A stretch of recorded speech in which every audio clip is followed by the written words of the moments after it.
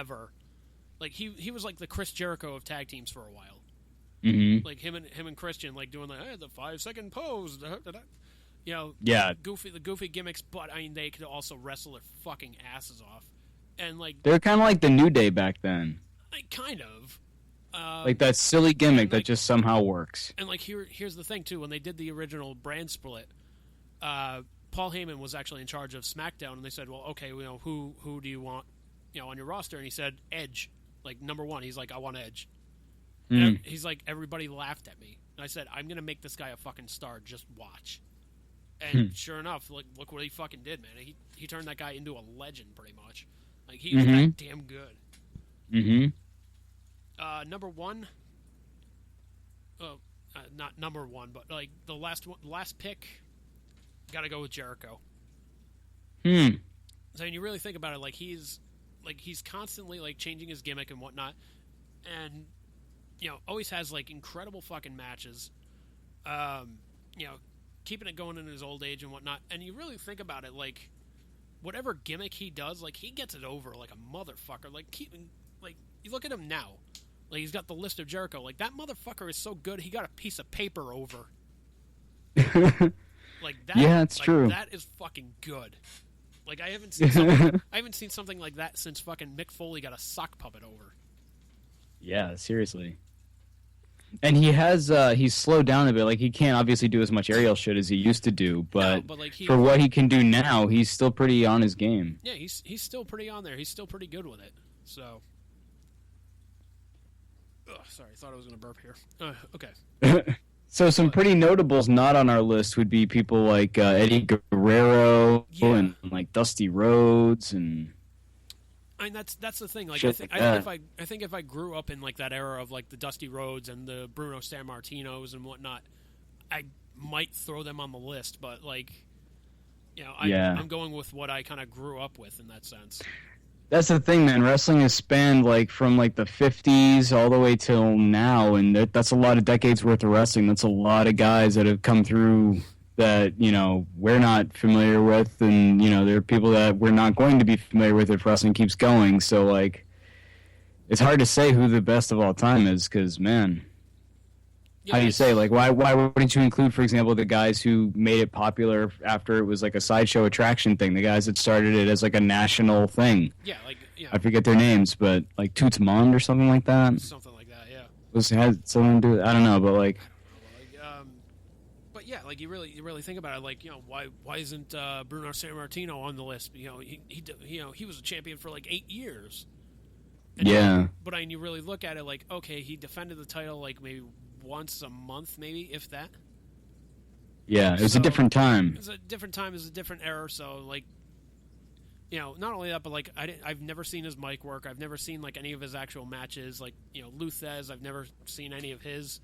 So, I mean, this is really, like, this is more like a personal, like, favorites in a sense.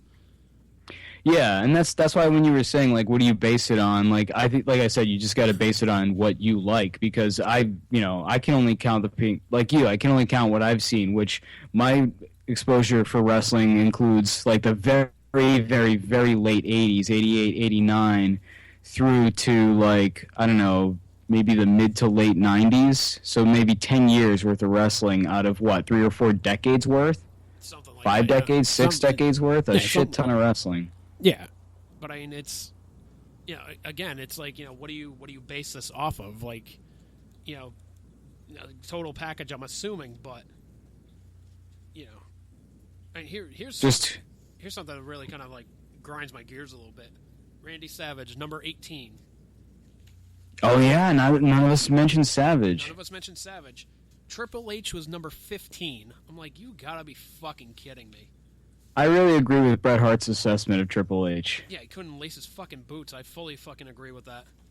Well, just that, like, you know, when you think of Triple H, what has he really done, like, that was really memorable? Like, has he ever done anything in a match that you were like, wow, that was really incredible and amazing, or that maybe, you know, you really made you remember him or the match? Or no, like, is it you remember his matches because of who he was in there with? Yeah, you remember matches because of who he was in there with. Like, exactly. He's never had, like, a match. Like, Shawn Michaels has had fucking, like, countless fucking matches. Like, those 2 matches against The Undertaker at WrestleMania, I mean, that could be, like, you know, like, granted, that was, like, his swan song and whatnot, but, like, you know, you look at, like, all of his matches, like, he is really fucking good.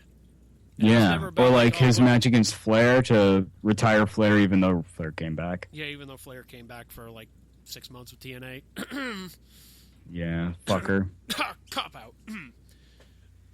But, like, we also didn't mention, like, you know, Jake Roberts or Scott Hall or, like, people like that. Yeah, because, like... Ultimate Warrior. Yeah, I know, Ultimate Warrior was never going to be on my top 10 list.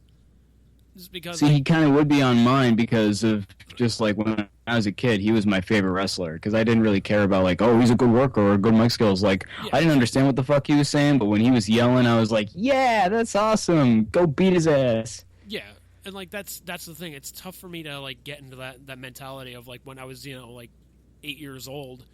Yeah. Know, sitting around watching, you know, fucking wrestling. You know, but, I look at it now, and, like, not only that, like, personal experience kind of, like, dampened that a little bit, to be fair. Trying to interview him. Although I will say that was, you know, that was probably the weirdest fucking phone call I've ever had to make. Oh, man. Thank you for calling the Plaza Hotel. Hi, may I speak to Mr. Warrior in room 325, please? I'm sorry, Mr. Who? Last name is Warrior. Could you spell that? God damn it, Brian, is that you? God damn it. Is that you, Brian? God damn it. Just fucking connect me. I'm embarrassed enough. Like, seriously, this phone call is weird enough as it is. Please don't make this any more awkward. Oh, but yeah, like Mr. Warrior. But yeah, like but like after reading, like, you know, Brett's book and just, like, you really think about it, like, WWE didn't really release any other, like, DVDs basically trashing one of their talent, like, legend or otherwise. True. So it's like, yeah. Like, Jeff Jarrett fucked him over pretty good, but they're not going to come out with, like, a DVD set of, like, everybody going, like, fuck Jeff Jarrett, piece of shit.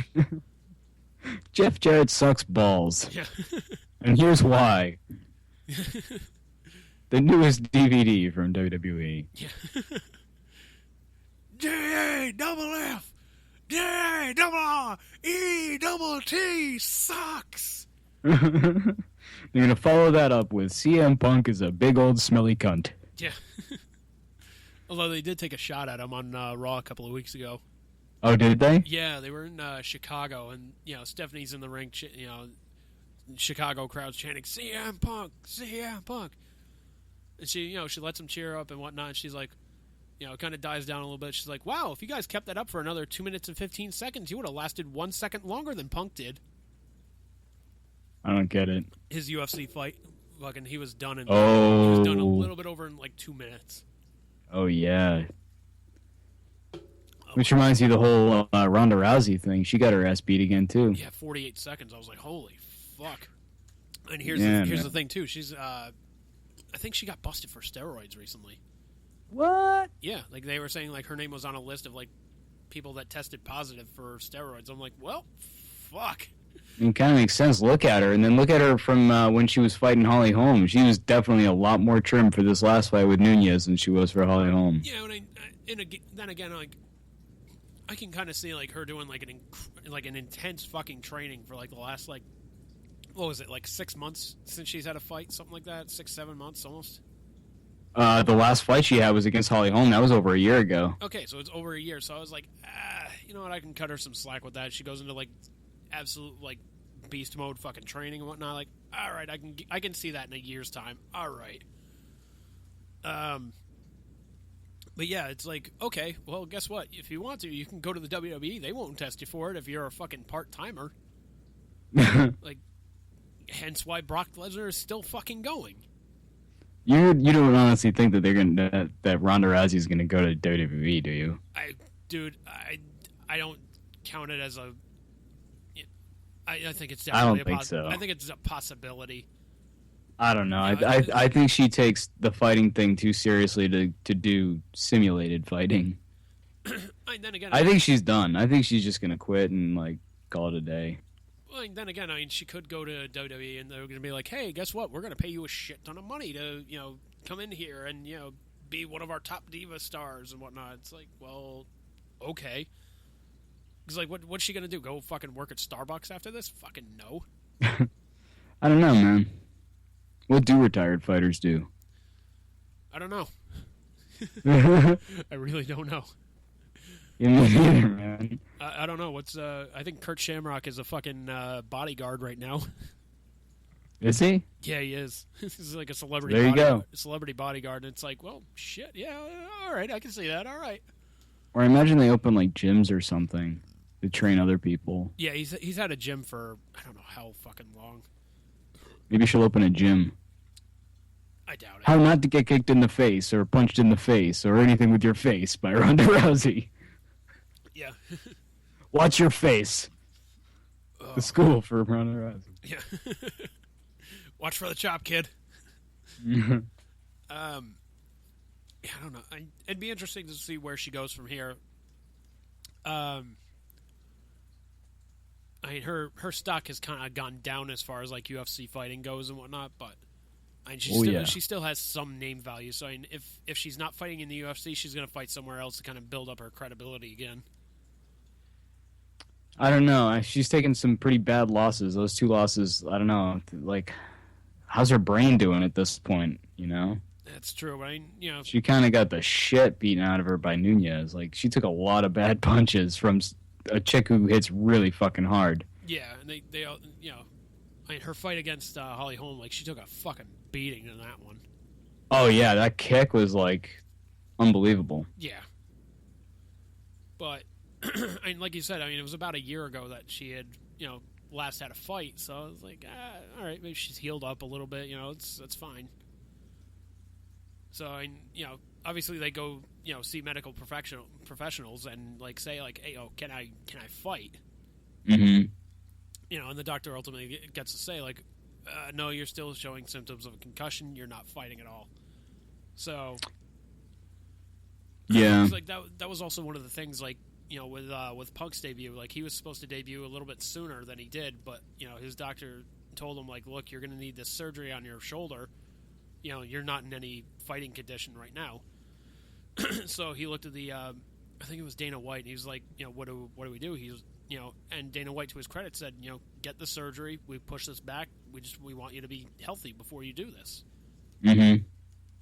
So, well, because it's on his ass too if something happens to him. It's on his ass, but I mean, it also looks pretty bad. Like, you know, hey, I'm going in here with like a torn shoulder, you know, to try and, you know, beat the shit out of somebody. Yeah. You know, so it doesn't. Is he does he have another fight at all, CM Punk? Not scheduled, but he's still like training and whatnot. Like, from what I understand, like, his loss was on a Saturday. He took Sunday off, and then he was back in the gym on Monday, like, still like training like a fucking madman. Huh. So, I mean, it'd be interesting to see, because like I remember I was at my cousin's wedding. It was at someplace in Connecticut. It was a really, really nice place. And like, there was like a little like balcony area like next to like the dining hall, dance hall, whatever you want to call it. And like, I kept excusing myself because, you know, my brother Ben looks at me. He's like, dude, what the fuck are you doing? I was like, dude, UFC updates. Fucking Punk's fighting tonight. I want to see what he does. You know, I'm rooting for the guy. Mm-hmm. He sees me come back just looking like a little bit dejected. He's like, something wrong? I was like, yeah, Punk got his ass kicked. He's like, define ass kicked. I was like, apparently he threw 4 punches, didn't land any of them, and tapped out in about 2 minutes. Yeah. He's like, yeah, that's about as close to getting your ass kicked as you can get. Yeah. Although still a far cry better than 48 seconds. Still, yeah, but I don't know. I'm still pulling for Punk. I want to see him fucking do this, you know? Yeah, I'd like to see him succeed. I don't want to see anybody fail. It just sucks when, like, it's that catastrophic and that bad. Like, you almost want them. Like, I think Punk deserves another shot, and I'd like to see him get another shot. But if he loses that badly again, yeah. That's kind of why I think the same thing for Rousey. I think at that point you have to be like, all right, I've clearly suffered some damage. I might not be coming back from. Maybe I should just call it quits before I sustain even more damage that I can't come back from. Yeah. You know, and he'll find something to land on his feet and pay his bills too. So, Yeah.